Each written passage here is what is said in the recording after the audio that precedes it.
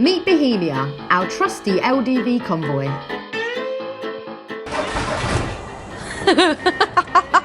Well, sometimes.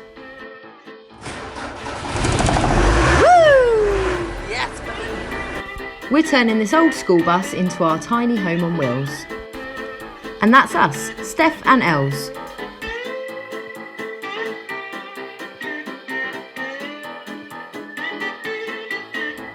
I'm really excited for our new flask. Yeah, I can tell. I wonder how hot it will stay for. 6 hours it says. 6 hours. I'll be the judge of that. Alright. Right, solar panel time. We have got our 2 flexible microcrystalline, I'm gonna drop the real term below. These are our 2 100-watt solar panels. They're gonna be going up on our roof, gonna be installing it today and then doing all the wiring as well. So, let me just show you what I bought, because I think electrics is a bit of a minefield. So I've got 5 meter of solar cable wire. I think this is 4 mil. And then also I bought some MC4 solar panel cable connectors, and I will show you how to hook that all up. It is relatively easy, to be fair. Once you get your head around it. Solar panels on the roof, then the wires, when I'm going to link them in series, because there's a whole argument about series versus parallel. It works better for us if we have series. Then the wires are going to go through here. This is a gland, and that will go on the roof. And then as you tighten that, that will get nice and sealed. And then underneath here will be coming through our roof, and then along here, back down here, connected then to a 50 amp circuit breaker, and then to our solar charge controller. So I think when you don't have a clue about electrics, it seems like quite comprehensive and complex, but I promise you I will try my best to make this as easy as possible, because I was lost when I first started. Look at these 2. Are you serious? Andy's actually bought his own bench. Oh God. My new flask.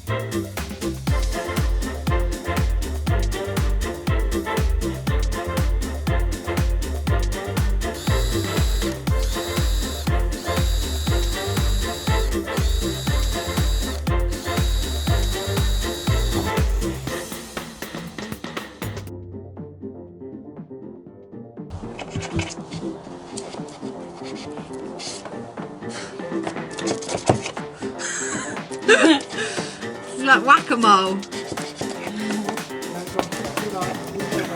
We need to make a bigger hole, because where we're running the wires down, basically. Andy, what are we doing? Making a bigger hole so we can put a grommet in or protect the wires from vibrations when you're driving along. Yeah, so if you didn't hear that, What he said. basically what he said, making it like putting a grommet around the wires so that it, from the vibrations of the wires, doesn't go all like funny and damage them. Yeah. I know how to connect them, but just not this bit.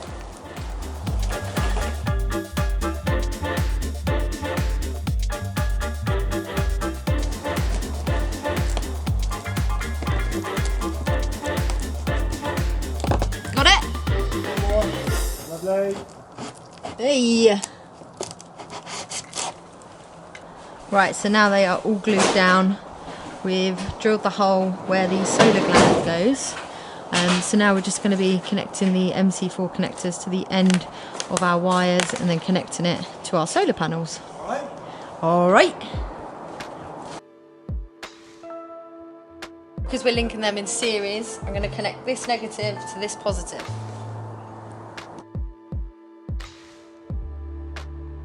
Oh, it's this ladder! Steph's got a bit of vertigo on that ladder. So these are the MC4 connectors. You've got the positive and the negative, female, male. So wire cutters, just from Amazon.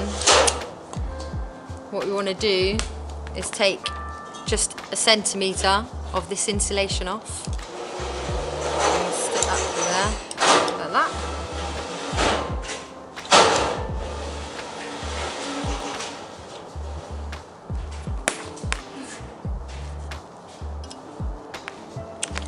It's meant to come off really easy. Don't make me laugh on this ladder. But it didn't.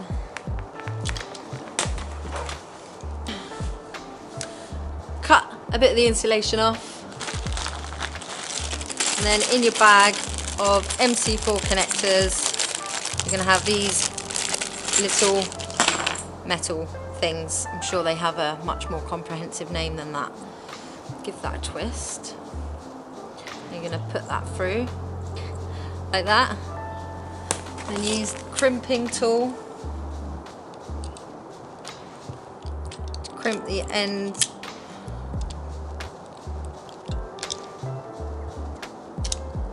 together like that. Now this is our negative lead, so this will be plugging into here. This is our negative here. So I'm going to put the MC4 connector on the end like that, give it a twist, and then that will make it a nice wire. So now that is going to connect into here.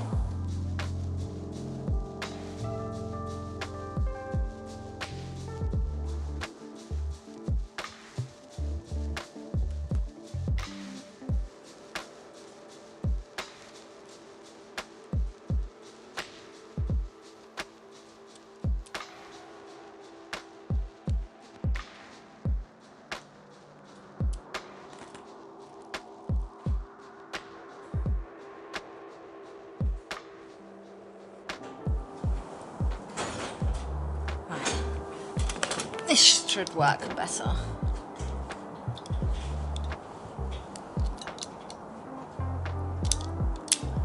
Perfect. Right, now that we've done that, up you go.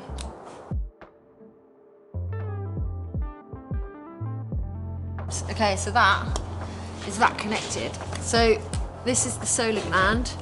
We're now going to use Silk-Flex to Silk-Flex that down. It's all going so well. And then we can tidy up the wires, but that's pretty much how easy it is. I mean, it is relatively easy. Would you agree, babe? I've just been filming. I mean, it looks easy. You just got to connect. You got to cut the wire, connect it all up, and off you go. I mean, stay tuned for when we actually connect our electricity and see if it works. But solar panel done.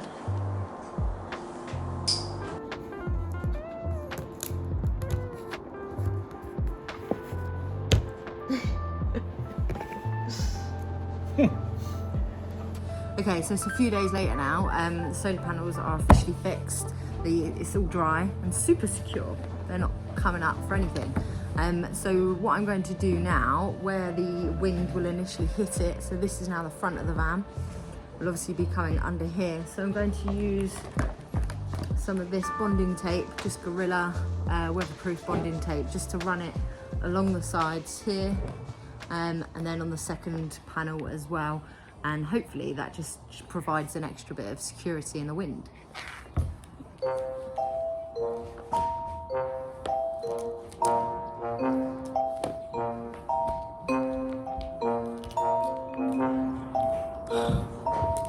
This ladder's not tall enough.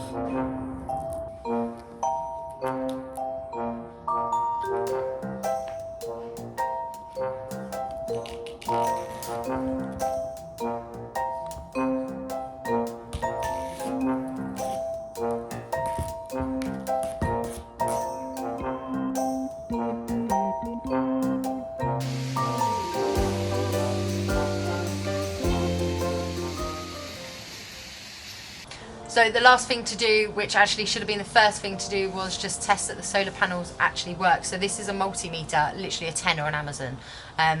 We've had constant rain, so it's been really, really hard to test if they are working. We've now got a little bit of sun peeking through, so we've pulled the van forward and I'm gonna try and read it. I don't really know what I'm doing, I've just YouTubed it, see what happens. Okay, still not the best sunlight. Let's give it a go.